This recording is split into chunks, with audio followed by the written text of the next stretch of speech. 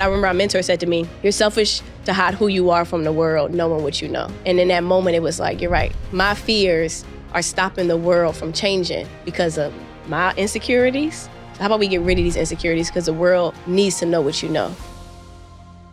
I wanted the world's approval. Like, hey, I'm successful. Do you see me? Tell me you're proud of me. Because my dad was a great provider. He wasn't an emotional lover.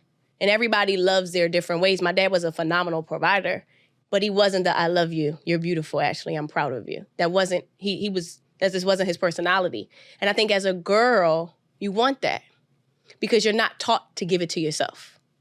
And I had to learn that my cup was empty and it was no man, no parent, no society. It wasn't their job to make me feel whole. It was my job. So I had to learn, how does Ashley love Ashley? I remember like my first day of therapy, I went in there and she was like, did you eat today? And I was like, no. She was just like, you don't even take care of yourself. And I never looked at it like that. I'm working. I don't care if I eat. I don't care if I sleep. I'm working hard. I'm successful. But it's like, how don't you take care of yourself? And then she said, have you ever told yourself you're proud of you? And I said, no. She's like, so why do you expect anybody else to do it and you don't do it for yourself? And so when I started to love Ashley and cherish Ashley, it taught the world how I deserve to be loved. And I think from getting good grades in school to like, I remember getting all A's and then I got like a B and my dad's like, well, I didn't get all A's. Or like I graduated with honors. It was always like, you better go to college. Got into college, went to Howard.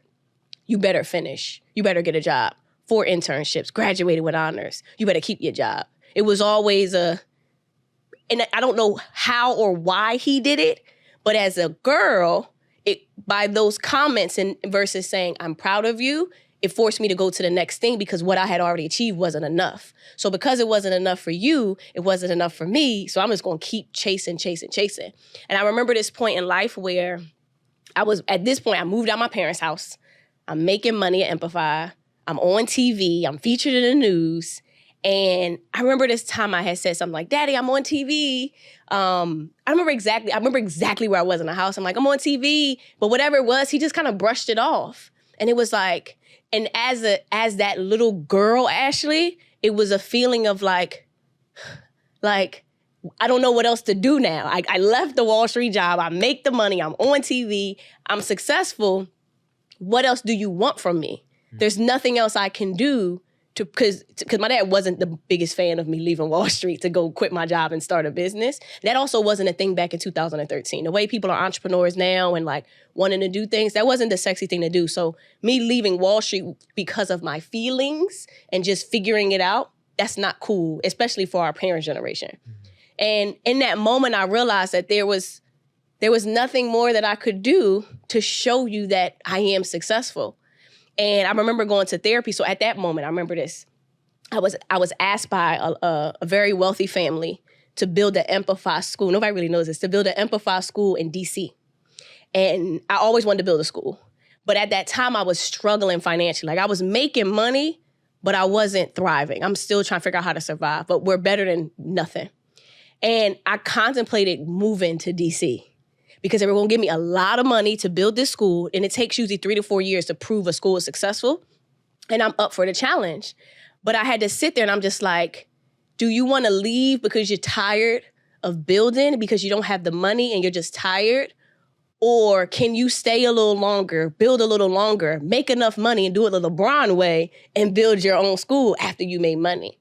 And in that moment, I had realized, I was still going to therapy at the time, I had realized that I had no desire to be successful anymore.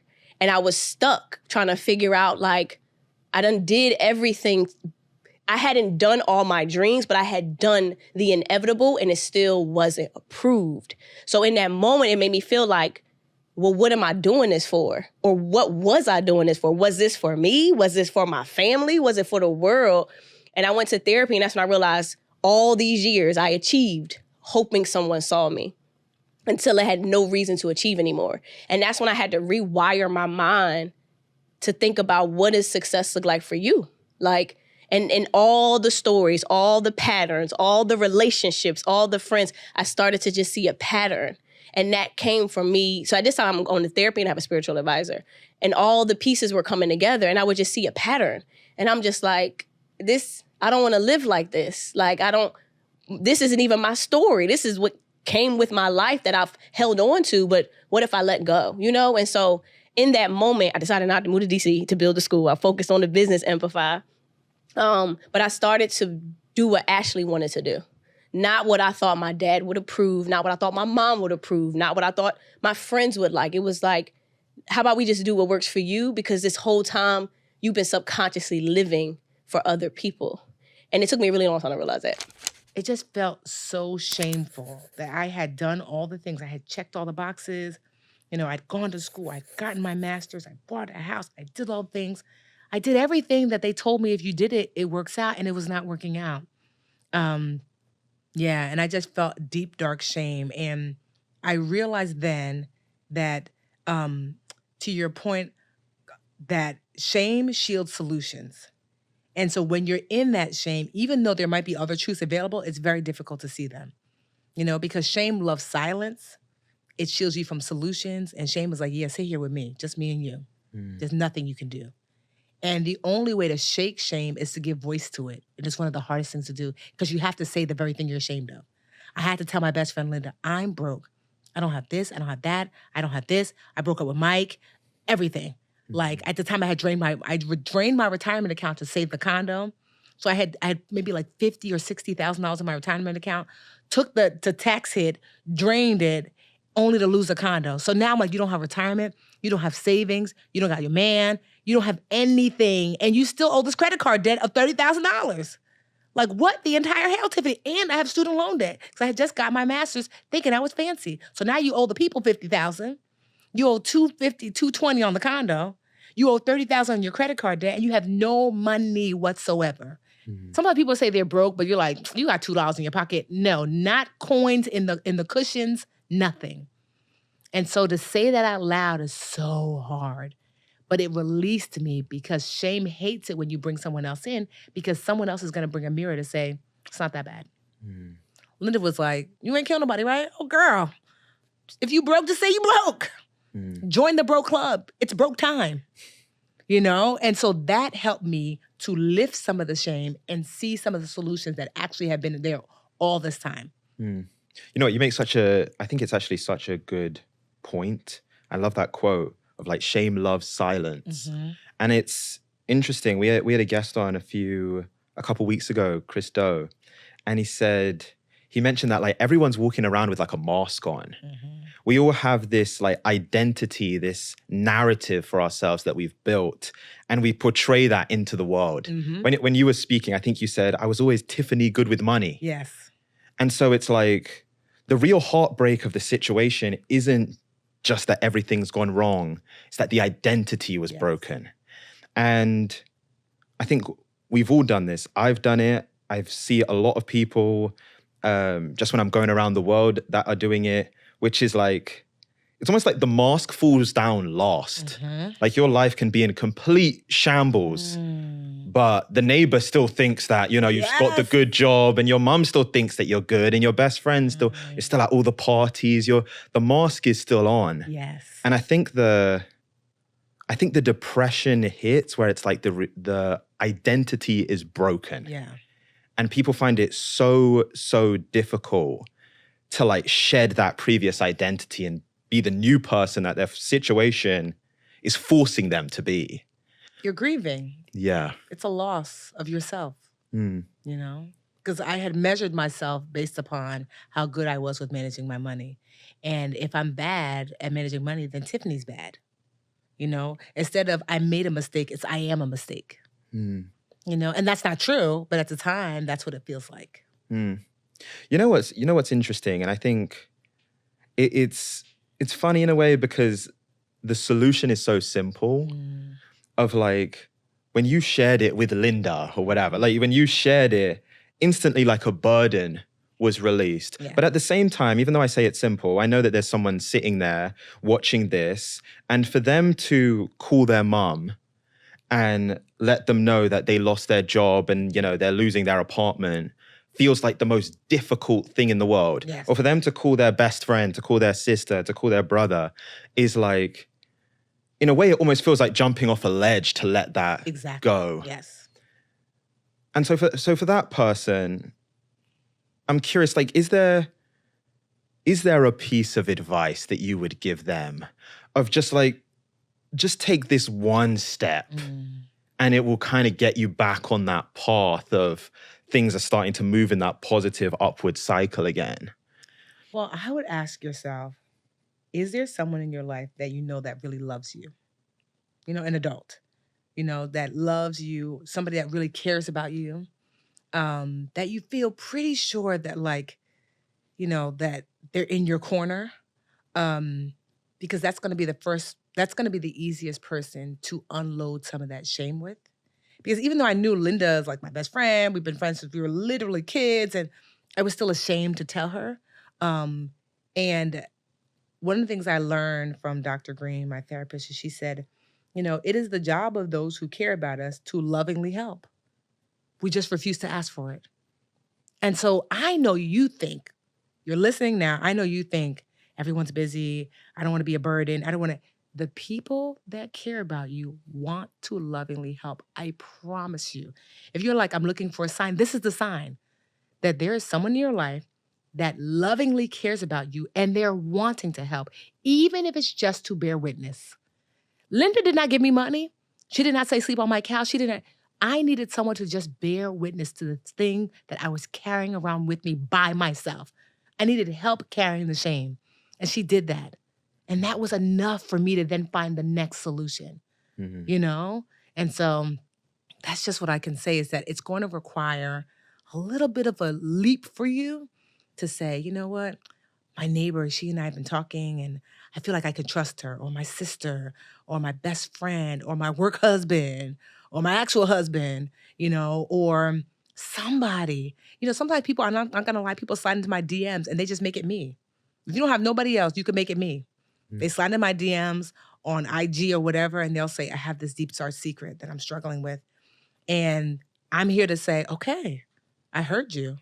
Like, here's some resources, but it's just to release it. Like, that person didn't say, you terrible, terrible, terrible person, away with you. I don't know what we're expecting. But yeah, it's going to take a little bit of courage, quite honestly. It's going to take a little bit of courage for you to tell that one person so they can at least bear witness, you know, because yes, you have to give voice to this fear and this shame. And because the thing about fear is that there's an African proverb that says, fear makes the wolf bigger than he is. Right? And so think about, like, on the other side of this door, you're hearing a wolf and you're just like, you're so afraid, you know, it's this full grown gray wolf, snarling teeth, you know, like dripping drool. And you're like, this wolf is going to tear me up, only to find out when you finally open the door, it's a wolf cub. That is not even like you imagined that. You created that story. That's not true. Remember, is it true? Is it the only truth available? You know? And so, like, yeah, I think getting up the courage, finding that one person, saying the scariest thing out loud, and giving yourself the space to be helped by it, whether if it's just, like I said, a listening ear or maybe a helping hand. Okay, quick break. One of the most inconvenient things in my life is thinking about what I'm going to eat. And you know what? I want to know if you guys can relate to this. This is how my week goes. I spend a lot of time working on this show and my business. And after I finish working, it's exhausting to then think about buying groceries and cooking meals. And so I used to dread it. I'd avoid thinking about it, and I'd end up eating the same boring meals from my air fryer every single day. And then I started using the sponsor of today's episode, HelloFresh, and things changed fast. I went to their website and I selected what meals I wanted in my first box, and a couple days later, it was at my door. All of the ingredients were in there. The recipes are super simple. And so actually the first thing that I made was their sweet chili beef with broccoli and rice. It took me about 15 minutes to make it, minimal cleanup, and it tasted great. And so if you're similar to me, you like great food, you don't want to waste time and money buying things that you're not going to eat, then I encourage you to check out HelloFresh. And when you click the link in the description or you use my code, you will get 10 free meals plus a free breakfast for life. And that's one breakfast item per box while your subscription is active if you're in the US. And if you're outside the US, the local discount will apply. So go to the link in my description, get your free meals. And when you do so, not only are you getting great food, you're also supporting this channel. So thank you. And let's get back to the show. I feel like before you experience something like super great, you experience a lot of like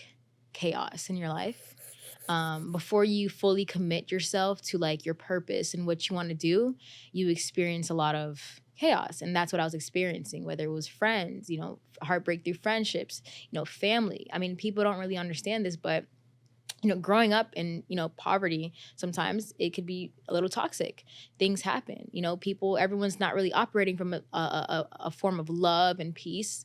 Everyone's kind of like in survival mode. So things happen, relationships get broken and, you know, friendships, a lot of things were going on with myself. And it was just like, it was a lot. And I feel like that kind of like built me up because I realized in that moment, I was facing a lot of like emotional, like trauma, things happening, losing my friends. I'm telling people, hey, I'm going to start a business, and people are laughing at me. It's like, wow, like this is how people actually act.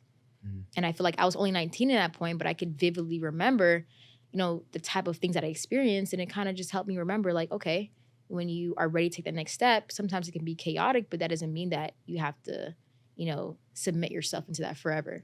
You just experience that and it could either consume you forever or you could grow from it. And I feel like I've pretty much grown from that. Yeah. You know what? I've had certain periods of my life where like, I don't even know the analogy to give. It almost feels like you're just repeatedly getting like kicked in the teeth, like punched in the face. It's like one bad thing after another and it's just like stacking up. It feels like you're underwater, to be honest. And even in that experience, when I reflect on those moments, there tends to be like one thing that just kind of like pushed it over the edge. Like it just felt a bit more impactful or negative at the time than everything else.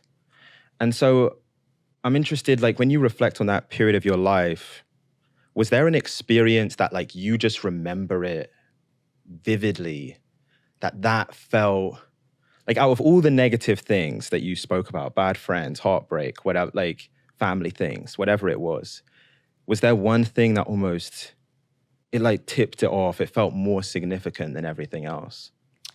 I feel like it was the moment where it's like, when you grow up in like a family that isn't like the most successful or, you know, financially well off, it was a time where it's like I was living in fear and I realized it just caught on to me because whenever I would have to drive my mother's car, I would always be driving in fear because I know if I crash her car or I damage it, we couldn't replace it. It's like you have to constantly be like, you know, like on point. Otherwise it's like, damn, like I can't replace that. And it was one time I actually was driving my sister's car and it was like a little fender bender. But when I got home, I'm like, she started crying. I'm like, I realized, I'm like, geez, like this is serious. Like people, like if you don't have money to like, you know, fix things or you don't have like the resources right away, that could be like your tipping point, you know, like in today's world. If, you know, somebody hits my car while it's parked, I'd be like, okay, I'll get another car. But if that was like my last option, like that was my last car, I would probably feel like my life is completely like falling apart. So that made me realize you have to be in a better position. So when things happen, it kind of just gets handled a little bit easier. Like I could handle stress easier now. I could handle things a lot more easier because in that moment, you just feel like that's all you have. And if something happens, it can be the littlest thing, it often will take over your whole day, your whole aura, your whole spirit, because it's like, damn, like this is all I have. And that's all you could rely on. Yeah, like I was dealing with a lot of people who had really, really racist parents. And so they had really racist tendencies. This is Arizona, you know? There was the colorism thing. I was really dark-skinned. I don't know if I'm dark-skinned, but I think I'm dark-skinned. People don't think I'm dark-skinned, but I was dark-skinned in Arizona, and I was dark-skinned growing up, and I was teased about it every day. And just being black, they tease you, you know? Like, being skinny, they want to tease you for anything. Your hair is short, they tease you. Your hair is long, they tease you. Whatever. Your teeth are big, your teeth are small, they tease you. But that built like a toughness very early on. Very early on. So I didn't get very far in my life before I was like, I will not be bullied. I'll bully before I get bullied. I know that much, you know? So it was just my way. I don't remember a time not standing up for myself. I just don't. I probably always have. But I always had to, right? I always had to. And I also kind of always felt like, y'all ain't shit. You know, I go home to a mother that pours love into me every day, that wakes me up telling me how beautiful and smart I am. I don't care nothing about what y'all think. I know who I am. So that was true then. It's true now. That's just what it is. I hate that you don't like me, but I'll sleep tonight. You know, that was growing up at that time in Arizona. And I said this at 20, I said it at 30, I say it now, like, it probably set me up for life better because I didn't rely on that to feel good about myself or be happy, because it was never offered to me. You know, it's not a thing. I think so many Black women can relate to that, especially Black women in tight spaces doing amazing things, you know? It probably was necessary. I never got stuck on it, though. I never got stuck on it. And I think I never got stuck on it because I figured out a way to stand up for myself, and I also figured out a way to outperform. I still had great grades. I danced my ass off. Every day. And I worked hard to be a great dancer. And I worked hard to get great grades. And I worked hard to keep my room really clean because I liked it clean. It wasn't an expectation. I liked it that way. And I worked really, really hard to, you know, become president of my class or to be the best cheerleader. Whatever I wanted to do, I worked really, really hard at. And that felt so good. I don't think there was space to worry about what you thought, you know? And then you grow up and you continue to let that lead your life, you know, and then you become a better version of yourself, you know. And I think I'm at a point in my life now where I'm just unstoppable. Mm-hmm. And I laugh at people that were mean to me or hated me or whatever. Not like I was bullied by any means. I'm not going to say that was a thing, because that's not a thing. You know, you pop shit to me, I'm popping shit right back to you. Oh, yeah? Well, guess what? You know, that has always been me. Like, I used to always get in trouble for that. I was always in trouble in school for, like, Tricia, you're the president of the class. You can't be talking like that. And I'm like, well, she said it first, you know? Like, I'm always going to stand up for myself. Yeah. But I think that even at that time, I was like, this is all making sense. Because I'm learning to persevere in an environment where nobody wants to see me win. You know? And then they start to want to see you win. And they start to think you're dope. And then they start to co-sign what you do. And it still doesn't matter because you didn't care to begin with. So now that you love it, guess what? It still doesn't matter. Like, it can't matter. We would have never done it if it was based on what you thought, you know? So it's like, I think at a young age I figured out that these, like, unique circumstances were shaping me. I definitely know. I definitely knew that was important. Like, and I remember being in college and I had certain friends and they would clam up around their professors or they'd clam up around study groups because they had never been exposed to being, like, perhaps the only one, the only minority, the only woman, the only Black woman, the only Black person. And I'm in a room full of 300 students and I'm the only Black person. So it's like, am I not going to do what I need to do and shine in this moment because fuck these people. I got to do what I got to do. Let's get this done. And that was just what I learned early, and that's what I had to be and do. It's just what I had to be and do. And I'm still in that position now. There are agents that are out here doing $300 million in a month. You know what I mean? But that has nothing to do with me. I got to do what I'm supposed to do. That's it. I got to focus on me, and that's it. And I got to grow and I got to get better. And it's just not a comparison game. It's just not. It's just about my objectives, my goals, and what I need to do. I always use constructive feedback, and whether you want to call it positive or negative reinforcement, that drove me to be successful because I still had a tunnel vision. I think when I got to Wall Street and I made the decision to leave, that was the beginning of me not being dragged or driven, but being guided. because something outside of me said, this is not it. I'm not happy. I don't know what happy is, but this is not it. There has to be something more out there in life for me, and I'm going to figure it out. And that's interesting. That's actually what the Celestine Prophecy is about. He literally goes through Peru trying to find answers and find these insights in life. I'm going to find the answers. I don't have to have the end result. I'm just going to be guided. And that's how I decided to start Amplify. That's how I decided to move to Paris. I lived there for a summer. That's how I decided to live in Atlanta. I don't operate off logic anymore because my logic is driven through narratives and stories of me feeling safe, secure, and or fear, or having fear. Where guided is something, it just feels right. It's whether you're spiritual, religious, your gut feeling, it's what feels right. This doesn't feel right, I'm not doing it. And that's why it's interesting now because I'm not driven by money. You could give me $100 million right now and I would not stop doing what I do because money was never the reason I started. Money was the reason I went to Wall Street, which is probably why I left, because it wasn't something internal that was pushing me. It was something external that was driving me. For me, I operate off of what feels right, which is an internal thing. But yeah, for a long time, I would just, I don't know. This is a very deep conversation forcing me to think, but I was living for the external, but my internal was broken. And it's like, if we fix what's on the inside, the outside will be a manifestation of your inside. And I think when I fixed my money problems, when I fixed my habits, how I saw myself, how I looked at money, the money just started to come. I actually worked less to create more, but I had to get rid of whatever was slowing me down internally. I had to let it out, which is very scary because you have to relive certain things. You have to have conversations that are uncomfortable, and you have to confront the darkest pieces of your life.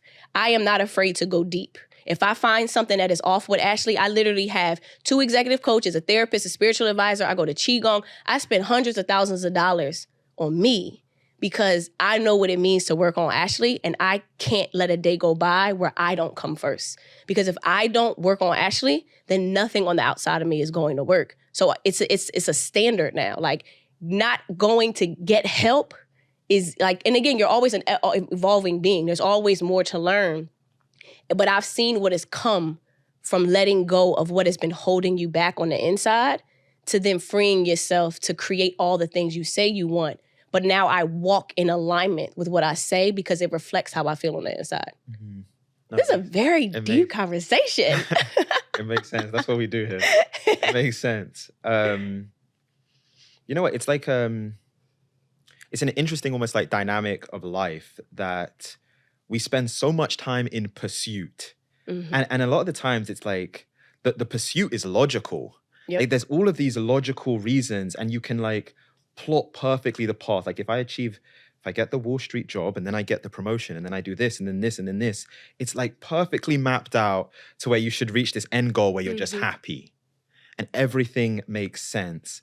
And I think it's like funny even hearing it in your story.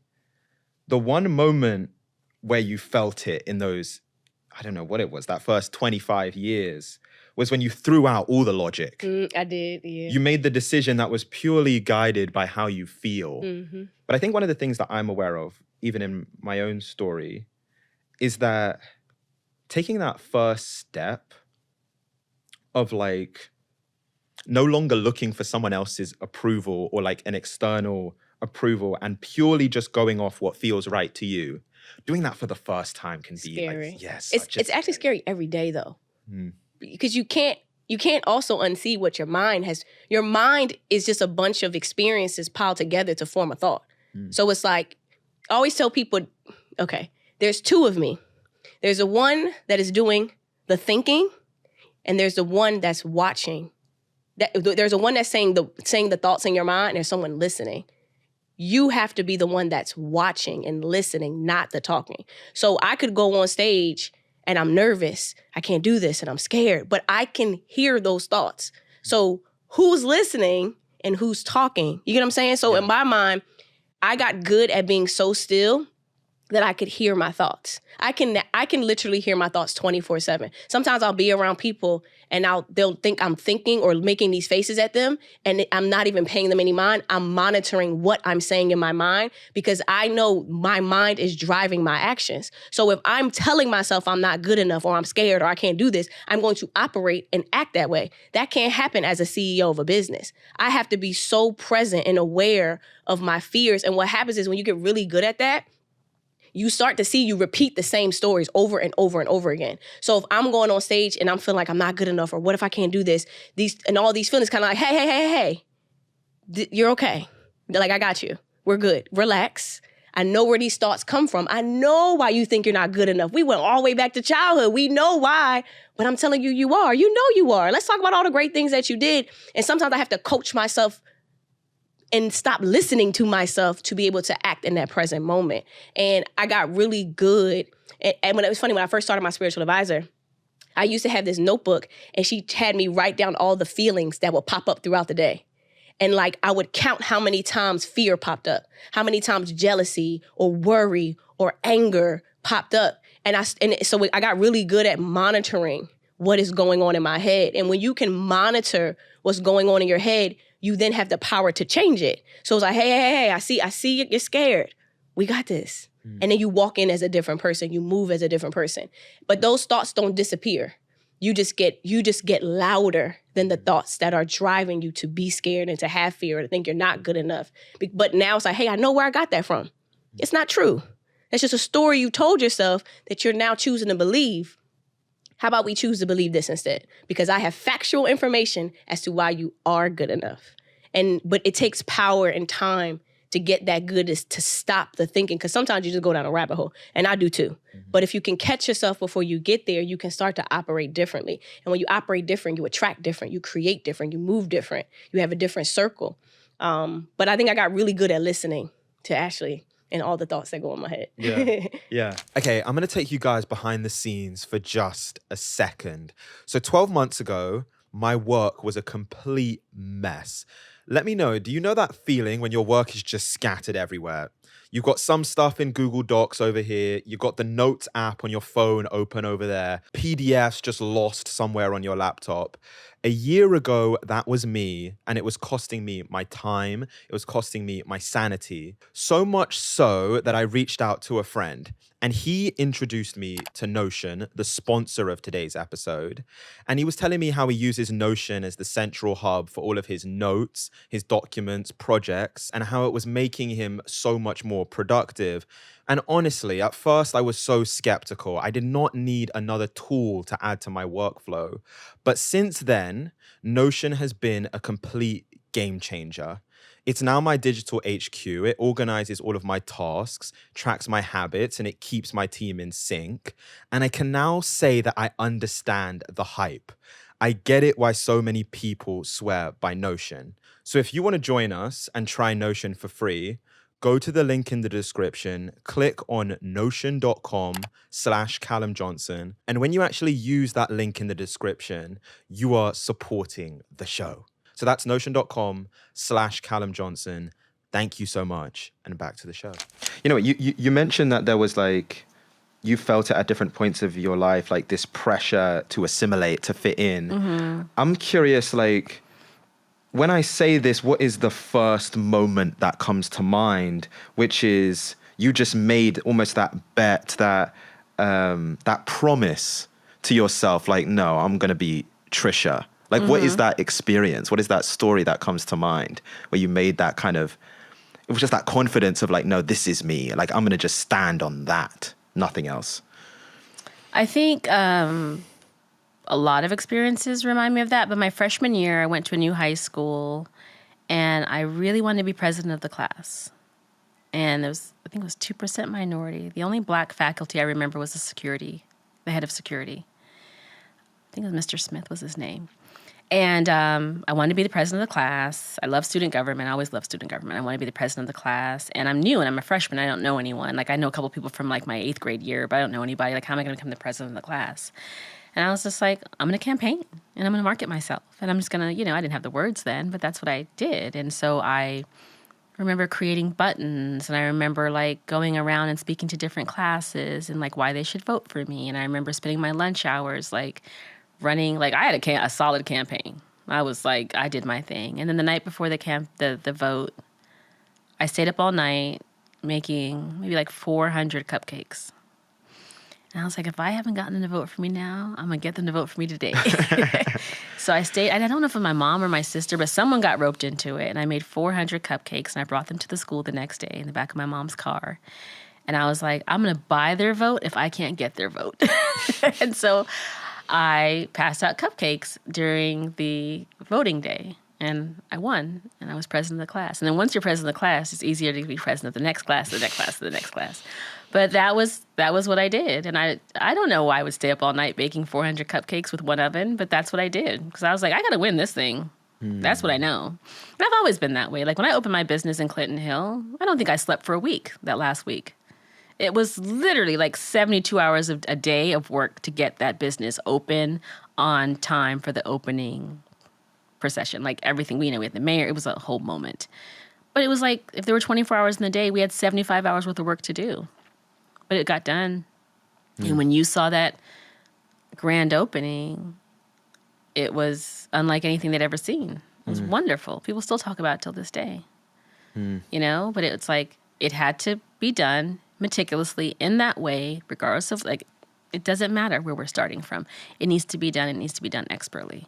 And it was beautiful, and it was well received, and it was super duper successful with the few little resources we had to do it. And I'm really, really proud of that, you know? So I'm really, really proud of the things I've been able to accomplish with the shitty hand I've been dealt, you know? And maybe that's why you can't talk shit to me. Maybe that's the reason why I'm who I am.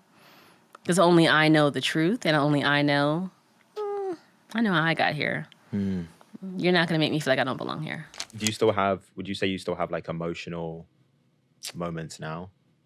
Like what even gets you upset now? Nothing. There is no emotion like in like negative things. I feel like I've trained myself enough to just be more emotionally intelligent, more emotionally different. You know, in the beginning, I would literally like lose my mind if like we didn't have like the same sales month as the month before. Like I was so used to like doing 100,000 a month, and then one summer came, I'm like, wait, we only did 60K a month. Like I was losing my mind. I was like going crazy. I'm like, oh my gosh, okay, wait, pause. There was a time in life where we didn't even make 60K in a year. Like, no. So I had to take myself back to just being like, this is a part of business. I had to learn and adapt to in life. Things go up and down. Business goes up and down. I got used to it. Now it's like, to phase me, like you're probably going to have to, I don't know, like get in my face and scream at me. Like at that point, like, nothing really phases me anymore. Yeah. I saw you're talking about you don't really like partake in like negative emotions. I saw something that you posted on your Twitter. This was back in 2023. You said it's about to be 2023. Get you a solid partner and a solid group of friends and live. Nobody's got time to be falling out with adults all the time and weird energy. It's way too much other shit going on in the world. I believe in that, absolutely, because it's life. What you consume yourself with will become your reality. When you consume yourself with, you know, drama, news, constant fear, which is what the world wants you to consume yourself with, is fear, you know, doubt, and just always believing the wrong stuff or whatever, you become distracted with that. The world is filled with distractions. When you consume yourself with developing yourself, having a, you know, confident mind, confident body, confident just personal being in general, you're only going to be consumed with that. Nobody can tell you who you are when you know who you are yourself. So it's just important what you consume yourself with is most likely what you will become. It doesn't benefit me to believe in the darkness that nothing good happens. I don't have anything. It's all, I don't want to live in that space anymore, no matter what happens. You know, I much rather be delusional about the good than delusional about the bad. And so that's what I'm wanting for everyone listening, that I know right now someone say, yeah, but you don't understand. But because there's always this, but my situation is different. It is a lot more helpless. Everyone has to navigate something. And your situation, although different from mine, you are still human, and everyone has to navigate something hard, but not so hard that there can't be good that comes out of it, you know? Mm. And so like, yeah, because when I said before, you'd asked me about what was the darkest time, and at that time it was that, but 2.5 years ago, my husband suddenly passed away, like just out of the blue. He had an aneurysm. So that's just like, you're here, literally he was here on Monday. Babe, I got a headache. I'm gonna go to the hospital. Gone on Thursday, 41 years old, 6'6", 190 pounds, like fit, like handsome. You would never think. And even from that space, you know, I didn't think I was gonna be able to come back from that space, because how do you come back from that? You know, we're not 80 years old and you're like, okay, this is an expectation, although sad, you know? And yeah, I had to lean on the lessons that I learned from saying I have nothing. Because I went back to that place. Everything is gone. This is the worst thing that could have ever happened. That's what I told myself.